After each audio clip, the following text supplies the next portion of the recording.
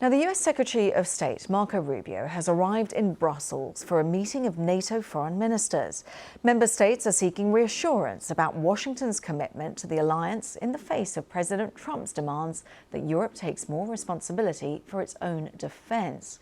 Well, NATO Secretary General Mark Rutter was questioned on whether the US is still a trustworthy ally for the alliance. Absolutely they are. You've seen what President Trump himself said about Article 5, about NATO, his full commitment. We know that they have an expectation. The expectation is for the Europeans and the Canadians to spend more. And that is happening as we talk. I mean, as I said, this is probably the biggest increase in defense spending since the Berlin Wall came down in 1989. But still we need to do more. So this will be on the agenda today. So there is a clear commitment by the US, a clear expectation that we will equalize the spending here on the European side of NATO with what they are doing.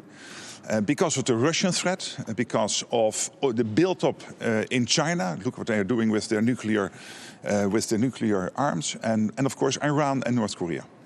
Mark Rutter there. Well, today's summit will be the US Secretary of State. It's his first meeting of NATO foreign ministers. Our State Department correspondent Tom Bateman is travelling with Marco Rubio. He filed this report.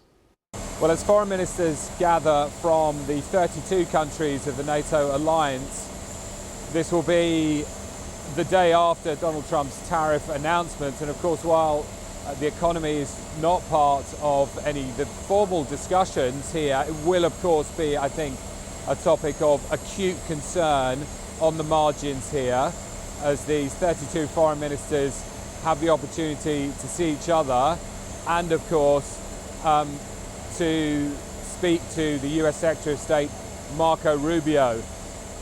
The European Union's foreign policy chief, Kaja Kallas, is here as the EU calls this a measure of protectionism that they say will have devastating consequences, threatening to retaliate. I spoke to Kaja Kallas just a few weeks ago at the G7, where they had said that they regarded this as a trade war, that it would benefit nobody.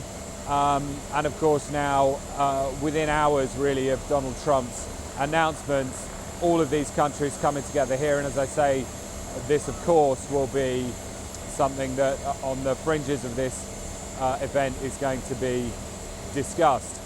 As for NATO itself, I think a sense of alarm and also a lot of questions from the 31 other member states that they'll have for the Americans today. All of this, of course, in the context of the Americans trying to get Russia and Ukraine closer to a ceasefire deal, but that raising a lot of questions for the other members of NATO.